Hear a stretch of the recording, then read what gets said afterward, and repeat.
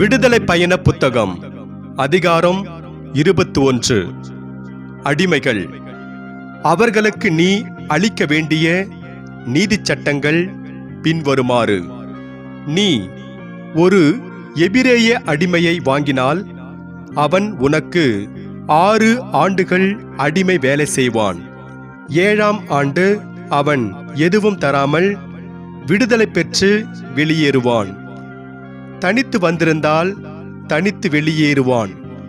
மனைவியோடு வந்திருந்தால் அவனுடைய மனைவியும் அவனோடு புறப்பட்டு செல்வாள்.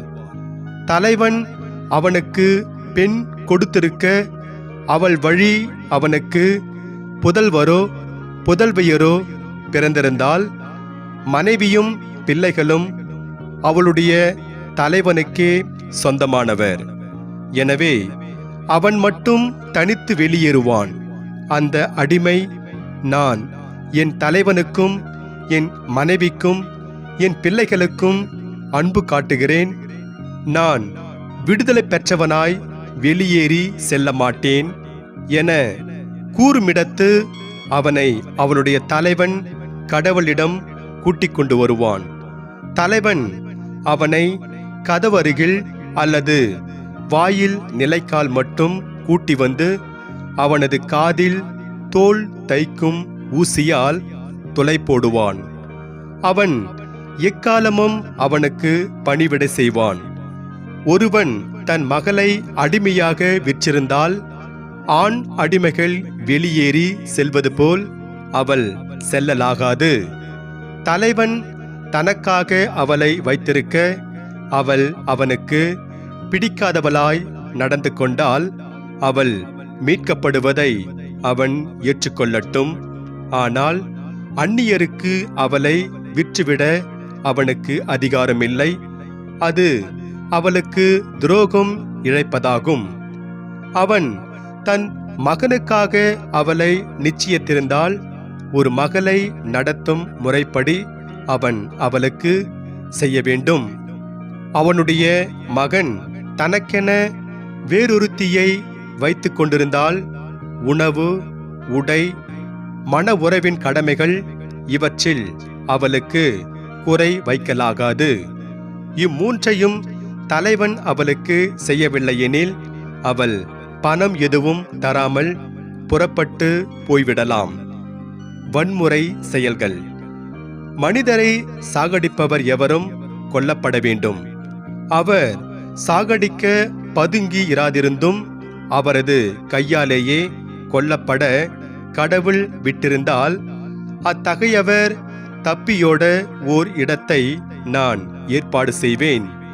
ஆனால் பிறர் மேல் வெகுண்டெழுந்து சதி திட்டத்தால் அவரை சாகடிக்கிற எவரும் என் பலிப்பீடத்தினின்று அப்புறப்படுத்தப்பட்டு கொல்லப்படுவார். தம் தந்தையோ தம் தாயையோ அடிக்கிற எவரும் கொல்லப்பட வேண்டும். ஒருவர் மற்றொருவரை கடத்தி சென்று விற்றுவிட்டாலோ அவரை தம் பிடிக்குள் இன்னும் வைத்திருந்தாலோ அந்த ஆள் கொல்லப்பட வேண்டும். தம் தந்தையையோ தம் தாயையோ சபிக்கிற எவரும் கொல்லப்பட வேண்டும். இருவர் சண்டையிடுகையில் ஒருவர் மற்றவரை கல்லாலோ கை முட்டியாலோ தாக்கியும் தாக்கப்பட்டவர் சாகாமல் படுக்கையில் கிடந்து பின்னர் எழுந்து கோல் ஊன்றி வெளியே நடக்கத் தொடங்கினால் தாக்கியவர் குற்றப்பழி அற்றவர் ஆவார்.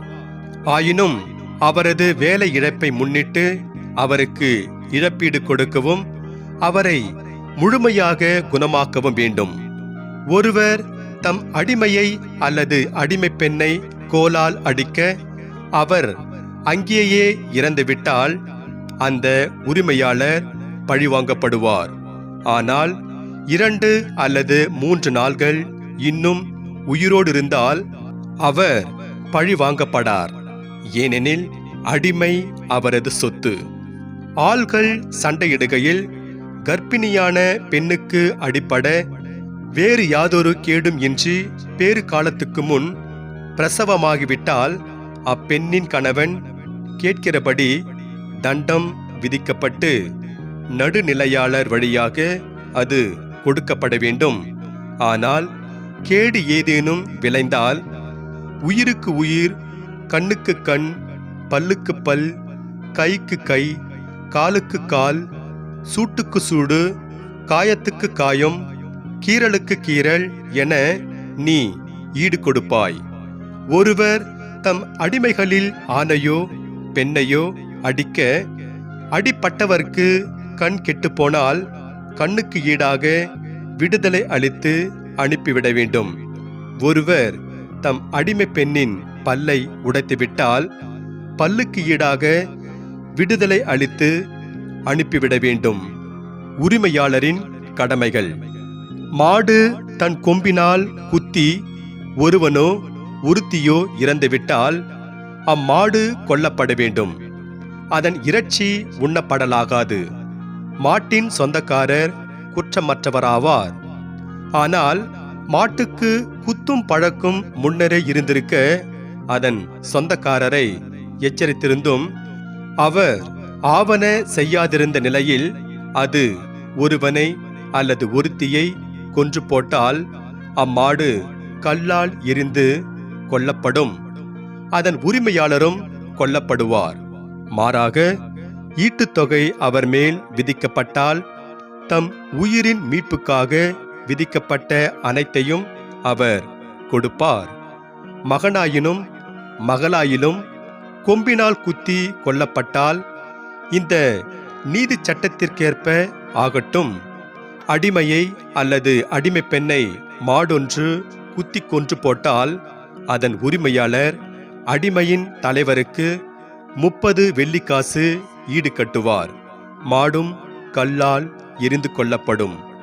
ஒருவர் குழியொன்றை திறந்துவிட்ட பின்னரோ அல்லது புதிதாக குழியொன்றை வெட்டிய பின்னரோ அதனை மூடி வைக்காதிருக்க மாடோ கழுதையோ அதில் விழுந்துவிட நேரிட்டால் அதன் உரிமையாளருக்கு குழியின் சொந்தக்காரர் பணம் ஈடுகட்டி செத்ததை எடுத்துக்கொள்வார்.